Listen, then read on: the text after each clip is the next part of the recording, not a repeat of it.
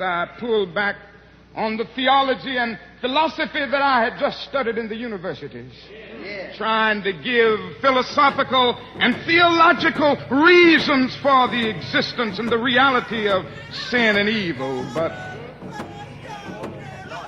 the answer didn't quite come there.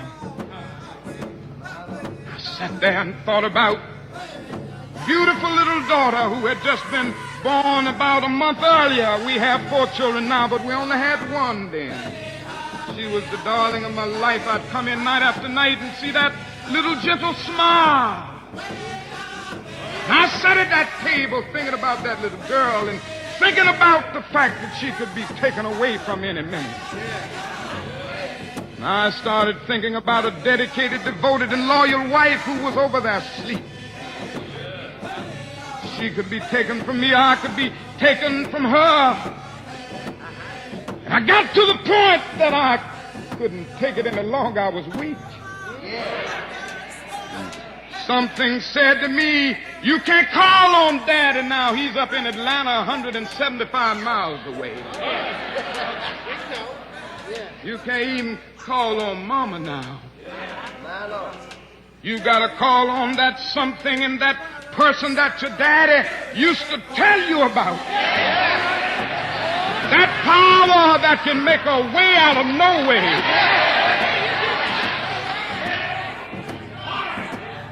I discovered then that religion had to become real to me, and I had to know God for myself.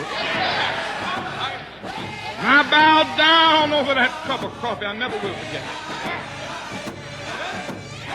Oh, yes, I prayed a prayer, and I prayed out loud that night. I said, Lord, I'm down here trying to do what's right. I think I'm right. I think the cause that we represent is right. But Lord, I must confess that I'm weak now, I'm faltering, I'm losing my courage.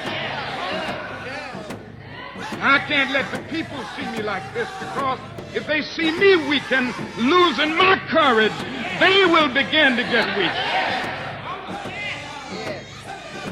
Seemed at that moment that I could hear an inner voice saying to me,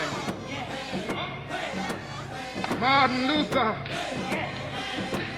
stand up for righteousness. Stand up for justice. Stand up for truth. And lo, I will be with you even until the end of the world. I tell you, I've seen the lightning flash. I've heard the thunder roll.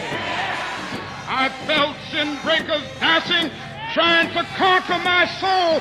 But I heard the voice of Jesus saying, still to fight on.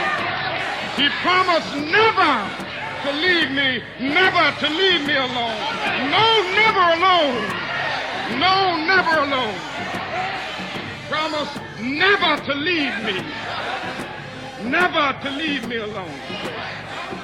I'm going on in believing in him. You better know him and know his name. Know how to call his name. Don't be a fool. Recognize your dependence on God. Centuries ago, Jeremiah raised the question, is there no balm in Gilead? Is there no physician there? He raised it because he saw the good people suffering so often and the evil people prospering. Centuries later, our slave foreparents came along. They too saw the injustices of life and had nothing to look forward to morning after morning but the rawhide whip of the overseer, long rows of cotton and the sizzling heat. But they did an amazing thing.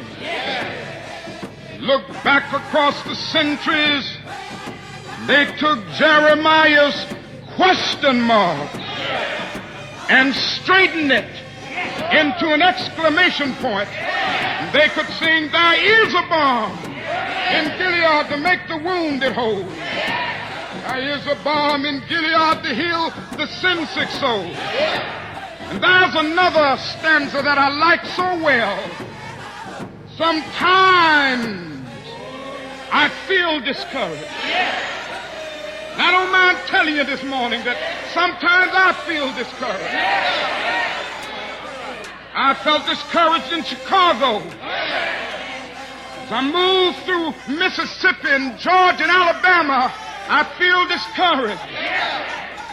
Living every day under the threat of death, I feel discouraged sometimes. Living every day under extensive criticism, even from Negroes, I feel discouraged sometimes.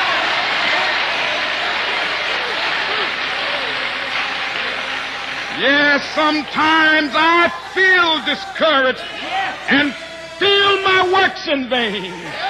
But then the Holy Spirit revives my soul again. There is a balm in Gilead to make the wounded whole. There is a balm in Gilead to heal the sin-sick soul.